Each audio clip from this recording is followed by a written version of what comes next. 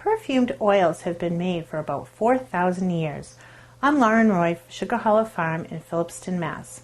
And I'm going to show you how to make your own perfumed oils. Perfumed oils are really a very individual experience because everybody has different memories that are attached to the fragrances that they like. It could be vanilla because you remember grandma's cooking, or lavender because you really like the way that fragrance smells and relaxes you.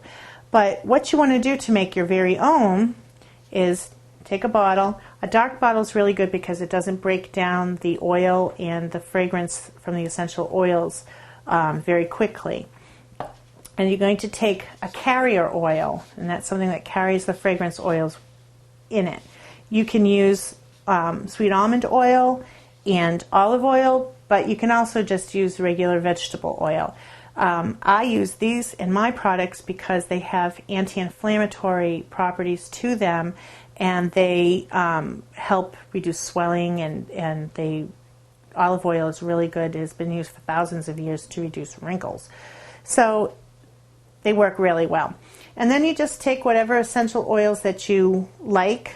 You can take flowered essential oils, or maybe a woodier one like sandalwood or clove bud or even patchouli. And you just add 4 or 5 drops of each oil to the bottle and then store it in a nice cool place.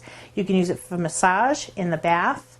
You can even put it in a little water bottle and put some of this in a water bottle and use it to squirt your sheets or your room as a room freshener.